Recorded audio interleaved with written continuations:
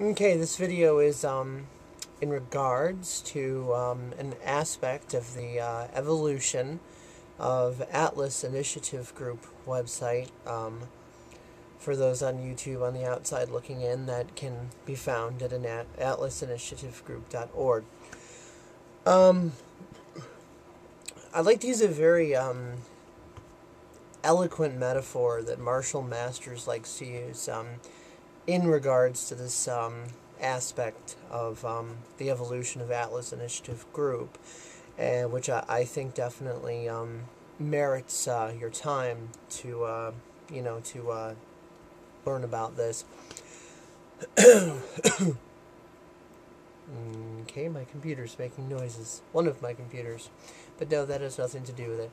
The metaphor is one that it's kind of amusing. It's called the elephant in the living room.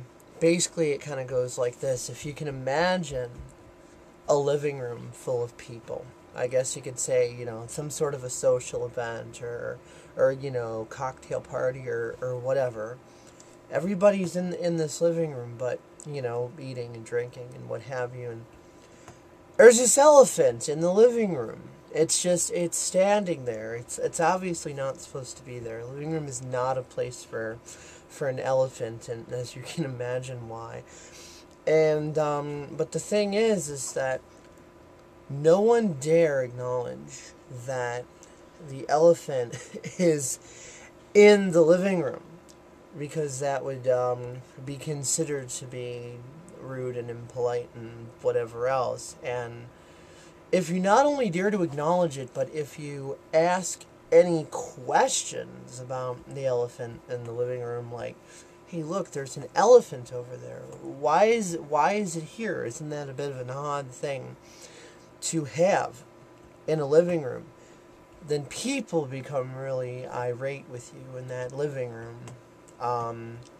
And basically are all like, well, that's none of your business. How dare you ask about this elephant that's in the living room? You need not concern yourself with the elephant. Just kind of acting as if it's somehow you did something wrong for pointing out the obvious. So this is definitely a paradigm shift metaphor that we need to realize, that not only is there nothing wrong with inquiring about the elephant in the living room, but anybody who might try to intimidate you for egocentric reasons, and it doesn't matter what position of authority they might seem to have or not, or how much smarter than you assume they are or not, or whatever your perceptions on it are, you have to realize that if you are being intimidated by anyone whatsoever, it's because you've allowed yourself to be.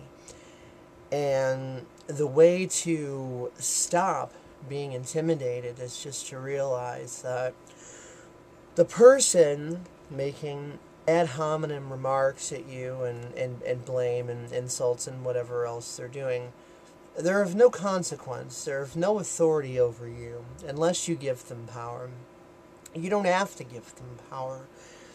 And being afraid to speak up is one form of how people are giving other people like that power, because one thing I've noticed, especially with a lot of newcomers, and resource-based economics is a fairly new concept to most of the planet. I mean, this is not a Britney Spears type of phenomenon. If you walk up on the street to somebody and say, hey, have you ever heard of resource-based economics?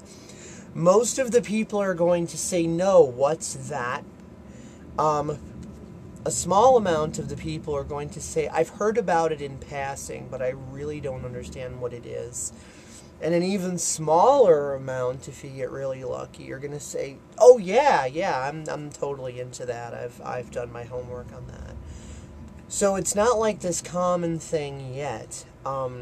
It's growing, but until it does, until it like really peaks and everybody just knows that it's out there, there's going to be a lot of, newbies that are paradigm shifting that are going to be really insecure because they have this illusion of authority that societal forces, the corporate powers that be, have brainwashed into all of us since we were little. And so a lot of them are going to be in fear of speaking up, expressing themselves, stating their opinions, asking questions, because they don't want people coming back like, oh, well, you can't say that, and, oh, well, you're an idiot for saying that, and you shouldn't be saying that, and, well, you know what, fuck those people. Don't be in fear of speaking up and stating your mind.